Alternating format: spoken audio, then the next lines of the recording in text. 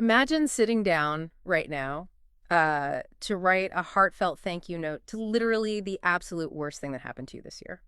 Yeah, that sounds incredibly tough. Right. Like deep gratitude for a massive failure or, I don't know, a brutal heartbreak or just a sudden heavy burden. I mean, it sounds completely insane. It basically goes against our core biological wiring. Hmm. We are built to avoid pain at all costs. Exactly. Which, Mhm. makes today's deep dive so incredibly compelling.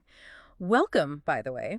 Today we are looking at a reflective document titled Talking About Jesus. It's a really fascinating It text. really is. And your mission today, as you listen, is to explore a deeply counterintuitive spiritual framework for processing hardship. Mm.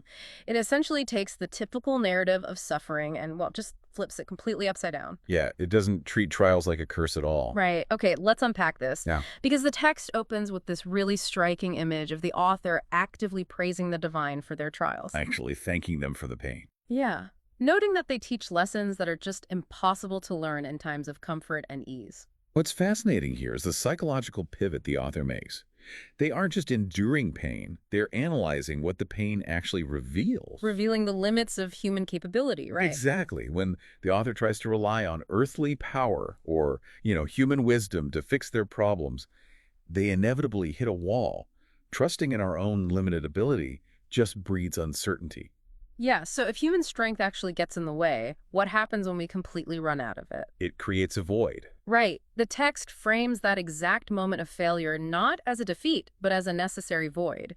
It's the setup required to experience what the author calls divine faithfulness.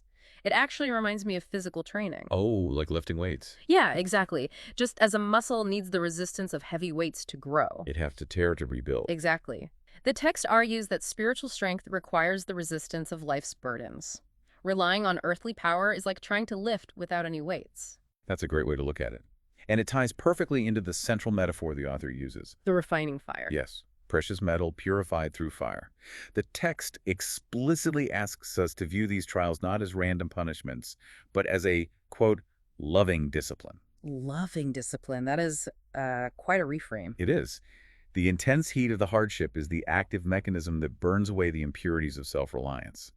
When you hit rock bottom, the illusion that you're in control shatters. I struggle with this, though. I mean, if I just accept that my suffering is a loving discipline or a necessary fire, wouldn't I just give up trying to fix my There's problems? a kind of passive resignation. Yeah. Am I supposed to just sit passively in the flames and, let it burn? No, not at all. The Right. text actually anticipates that exact fear and guards against it.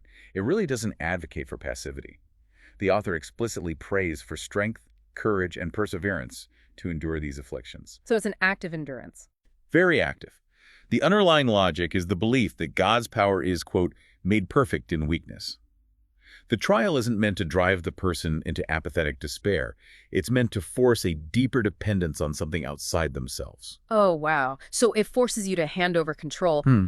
And enduring that process actively leads to a profound shift in what the author actually values. Right. The text claims this refining fire loosens our grip on temporary things to reveal eternal treasures. Let's translate that into how we actually live, because this is where it gets highly relevant for you listening.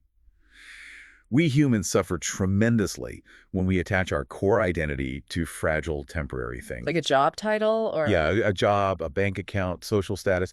The moment those things are threatened, our entire sense of self just collapses. It totally shatters. Right. The defining insight in this text is the realization that hardship forces a necessary decoupling of our self-worth from external success. It breaks the attachment. We spend so much energy trying to build a perfectly smooth, predictable routine. Oh, absolutely. But the text argues that what we truly need isn't an easier life.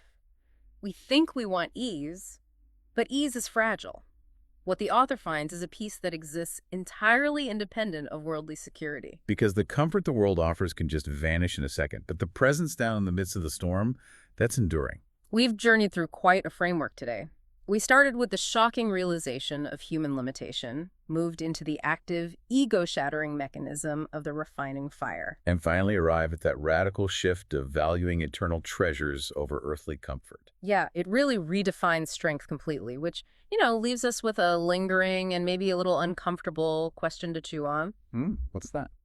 If our modern world is entirely geared toward eliminating discomfort, inconvenience, and friction at all costs, What essential purifying fires might we be accidentally engineering out of the human experience altogether?